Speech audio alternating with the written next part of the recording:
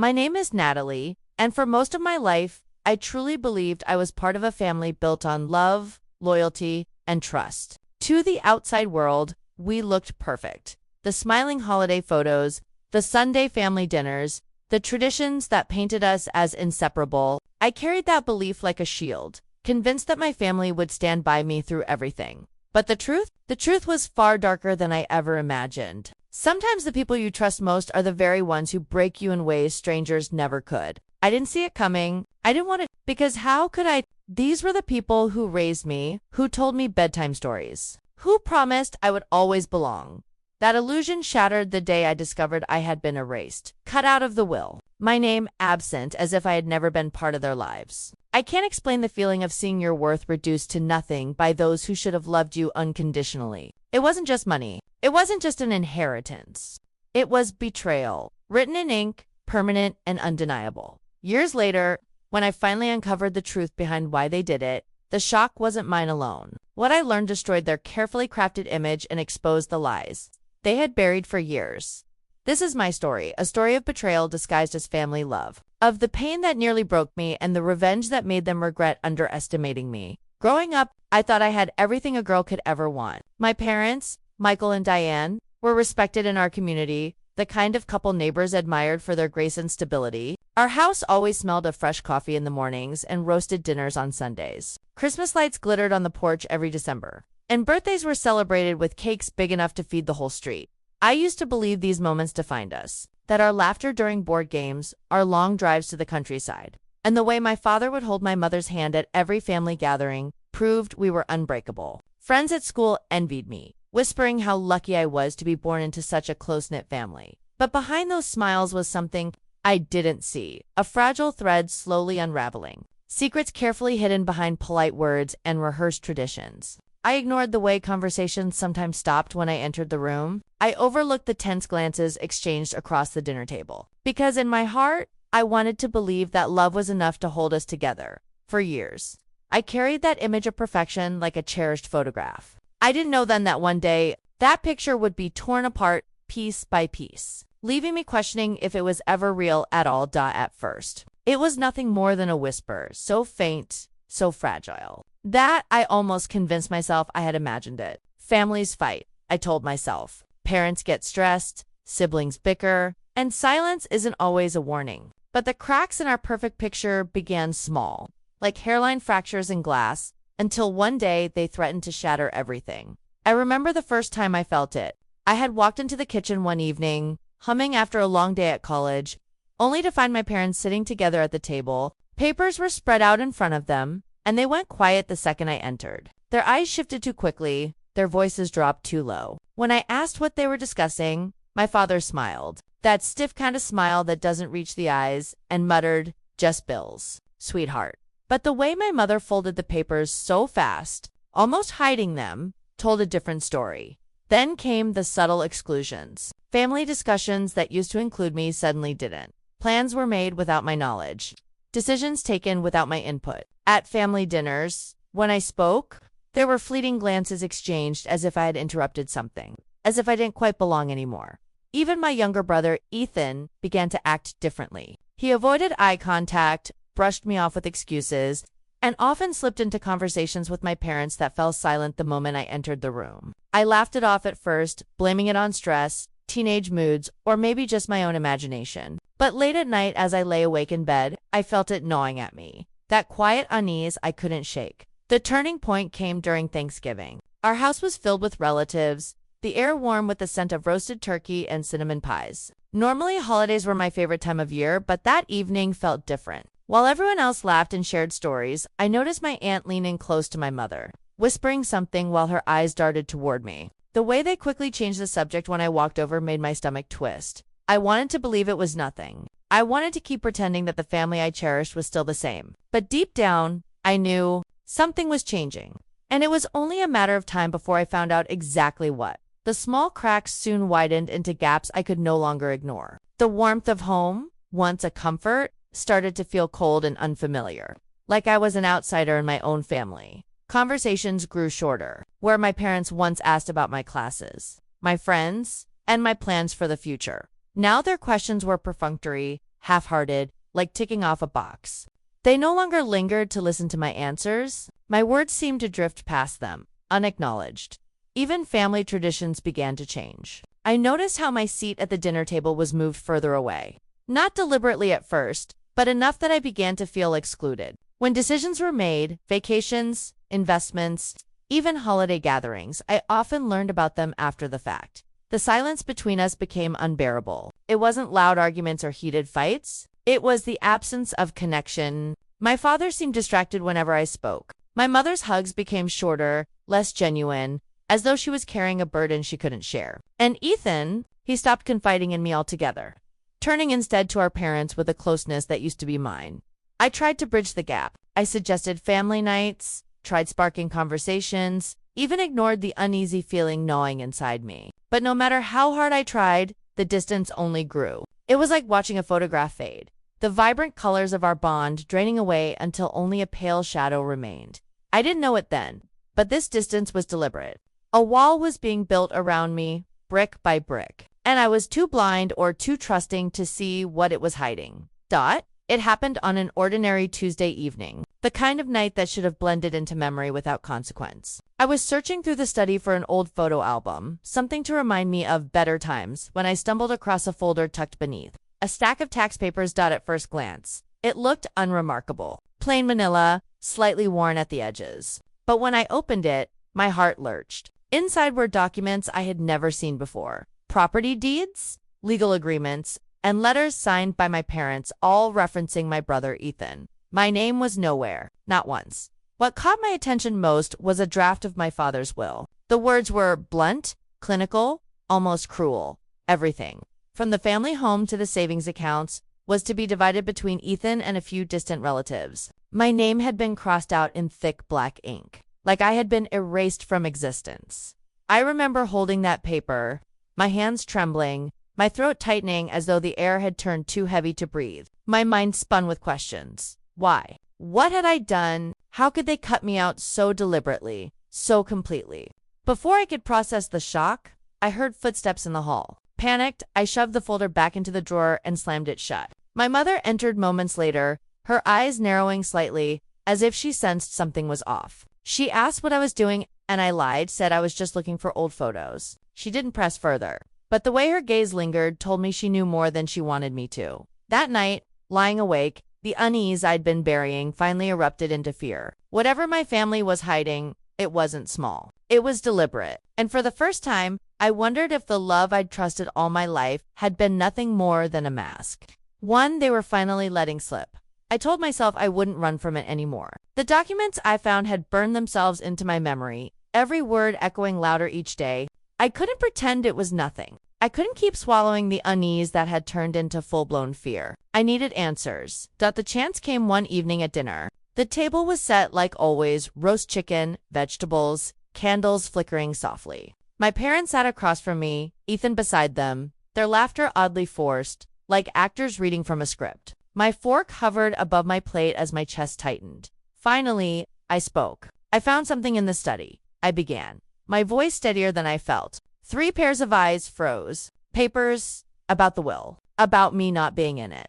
The silence was suffocating. My father cleared his throat, but no words came. My mother's eyes flicked to Ethan, then down to her plate, as though the mashed potatoes were suddenly fascinating. Ethan avoided me entirely, his knuckles white as he gripped his fork.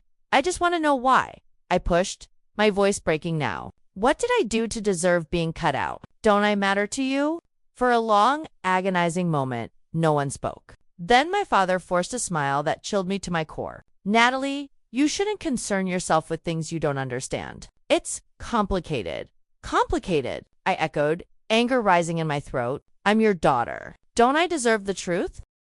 My mother reached out, almost as if to touch my hand, but stopped short. Her eyes glistened, but her lips stayed sealed. And Ethan, my brother, my childhood confidant, stared down at his plate as if I wasn't even in the room.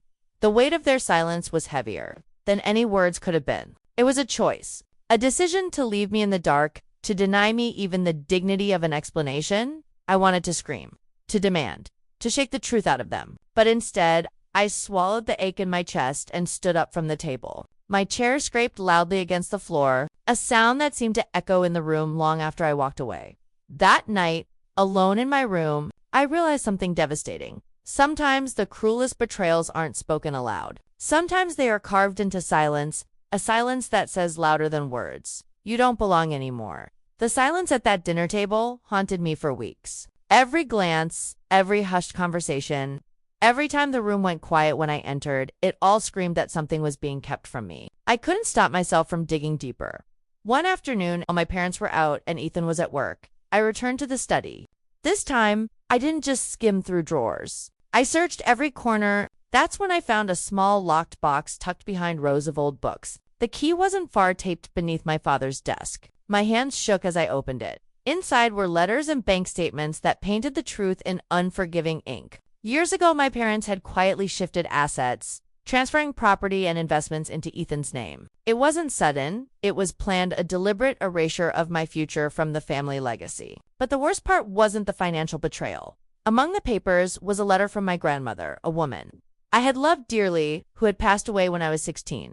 In her will, she had left me a portion of her estate, along with a personal letter telling me how proud she was of me. Tears blurred my vision as I read her words. But the letter was dated years earlier, and the version I saw in legal records was different. My name had been removed. My parents had hidden the truth, rewriting history to make it seem as though I was never included at all. My chest tightened, fury mixing with grief. They hadn't just stolen money. They had stolen my grandmother's final words to me, her love, her intention. They had rewritten her legacy to suit themselves and Ethan, leaving me with nothing but lies.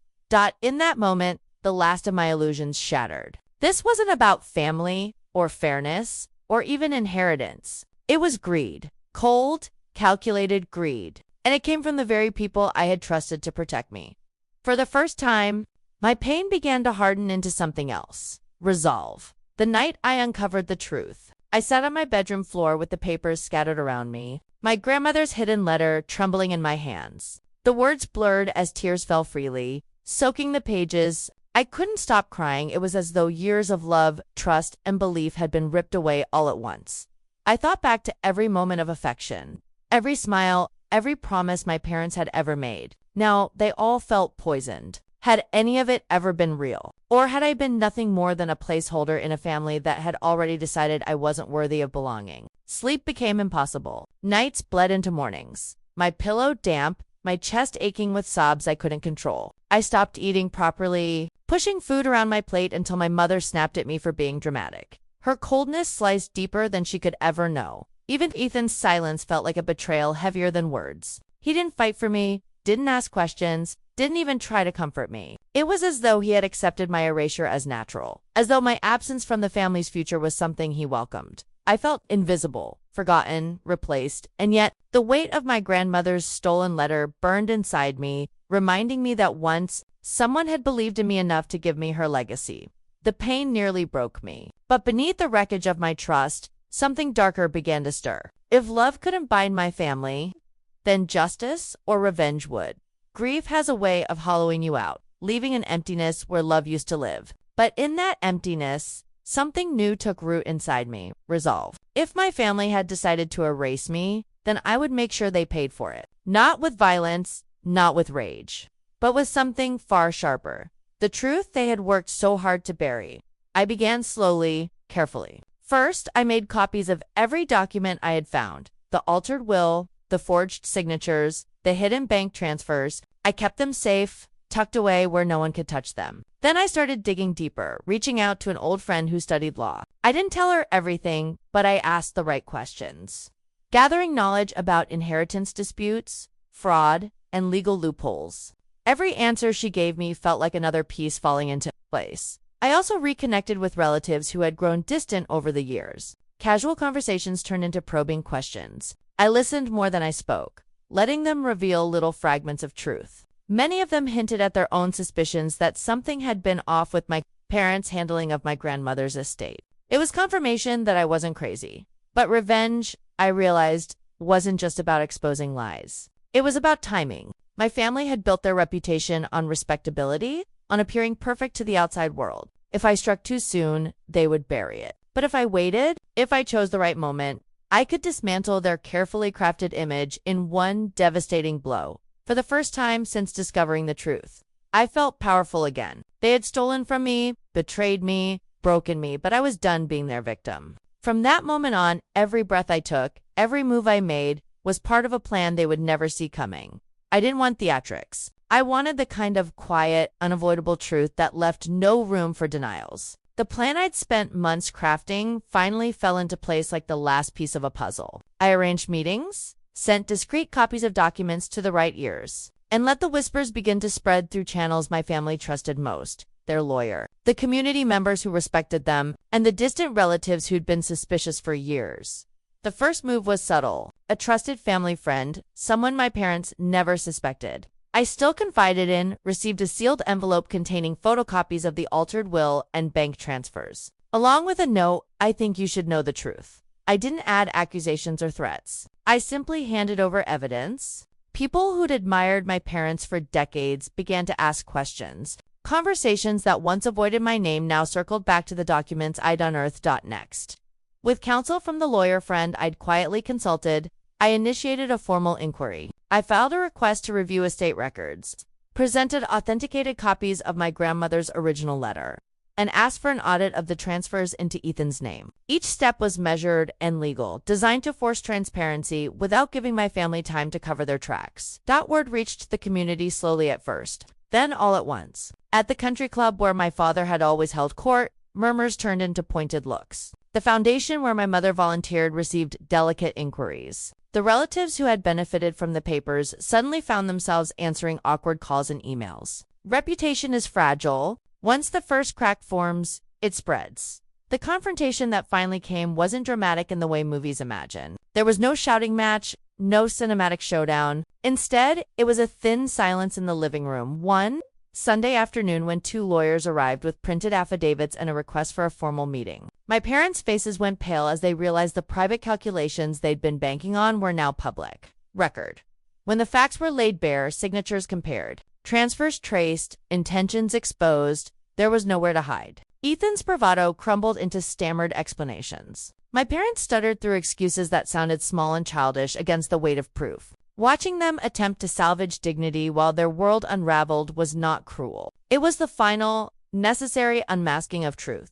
They had tried to erase me. Instead, I forced the truth into the light, and watching their carefully curated life crumble was the quiet justice I had spent months engineering.